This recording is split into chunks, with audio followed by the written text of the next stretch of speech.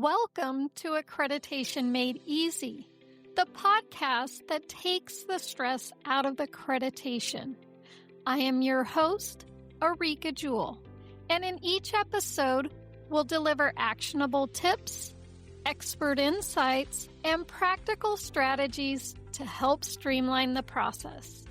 And of course, make your work life a little easier. Now, whether you're tackling policies, preparing for assessments, or just looking for ways to stay ahead, we've got you covered. Let's simplify accreditation, one step at a time.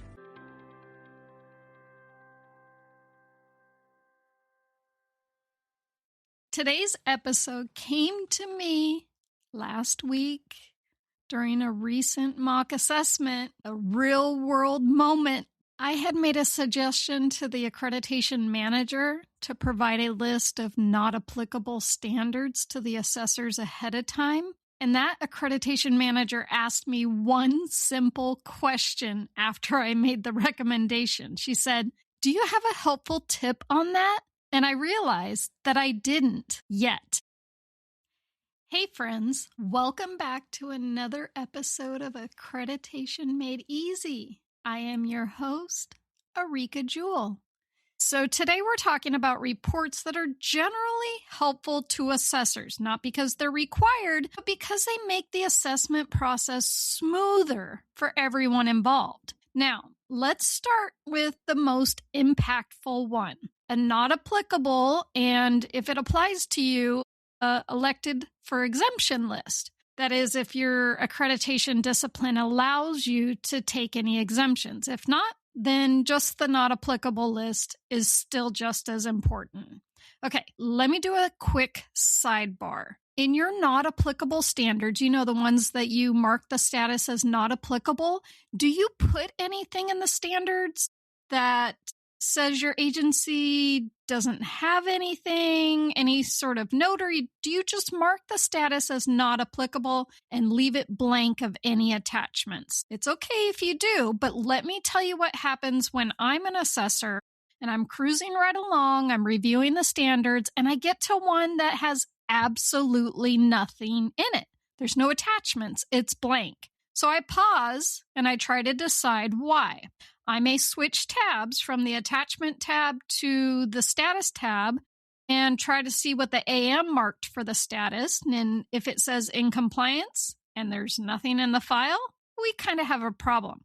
But even if it says not applicable, I still might inquire and ask why or maybe how it's not applicable. But if there's a simple note on the attachments tab when I first get to the standard, just a plain statement of applicability, I read it, I confirm, and then I mark the status and move on without skipping a beat. So, in my own assessment, I have a simple note in each and every not applicable standard. They say such things as maybe the agency does not have a mobile evidence storage, or maybe the agency doesn't have part-time or auxiliary members. The list goes on. Even if the note says the exact same thing in multiple standards, such as the court security chapter. I work with a small agency. They don't have anything to do with court security. So there is a note that says the agency does not handle court security, and I literally copy it to every standard in that chapter. So if you use simple notes to document why the standard is not applicable,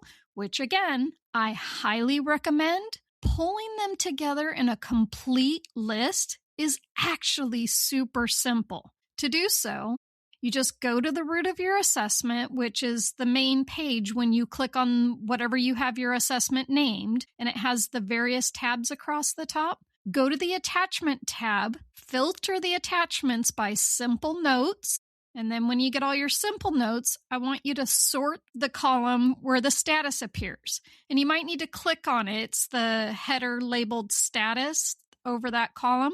Click on it a couple times until you get all of the not applicable standards to sort to the top of the list. Then what you want to do is you want to isolate just the not applicable ones. To do that, just preview how many standards, scroll down on your list, have the not applicable standard. If you're like me and it's a small agency, there's quite a few and it spans a page and a half. The default page size is 50 standards, so you might have to go forward to the next page or two depending on how many you have.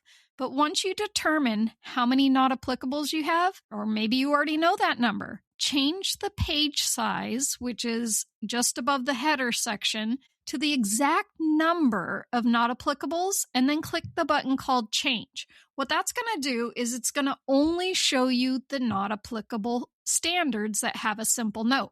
If you skip this step or forget to do it, it's fine. You can sort and filter in the Excel spreadsheet that we're going to download. So the next step is to export it to Excel. Then all you have to do is copy the standard numbers and their corresponding notes and drop it into your pre-read material, whether you do it as a table or maybe just a list, whatever you think is best. That alone is going to give your assessors instant clarity. It's going to help them prepare for what they'll be reviewing. And plus, team leaders, me included, I do chapter assignments based upon these numbers, and it's a huge help. But here's an important point, and this is a assessor perspective speaking here. Even if you don't do the simple notes in every not applicable standard, I still recommend providing your assessment team with the list of what your not applicables or your ones elected for exemption. As an alternative, you can go to the Standards tab and just filter to show only the not applicable ones or the exempt ones. But then you just need to take note of the totals of each and what the standard numbers are, because on that tab, there's not a report that can be downloaded. What I don't recommend, and I've often seen it in pre-read packets, is a status timeline chart. You know, the pretty color-coded chart that shows each chapter's standards and their corresponding status by color.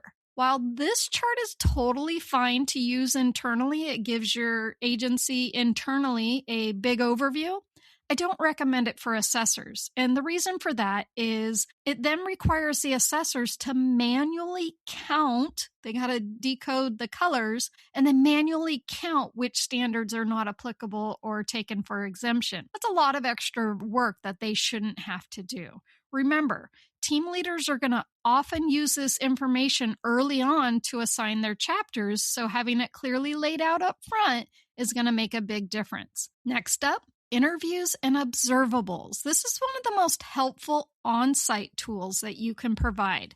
But in my opinion, it does not belong in the pre-read materials. Why? Because oftentimes it's very lengthy. I know plenty of assessors here in Florida that will download and print this out prior to coming to the agency. So if you decide to make it available for them when they get there, I would give them a heads up just in case they're the type to print it out themselves. All right, so here are 3 solid ways to get this list. If you're here in Florida, you can go to the Florida Accreditation website. They make it super easy for you. You can download the interviews and observation list based upon your standards manual version.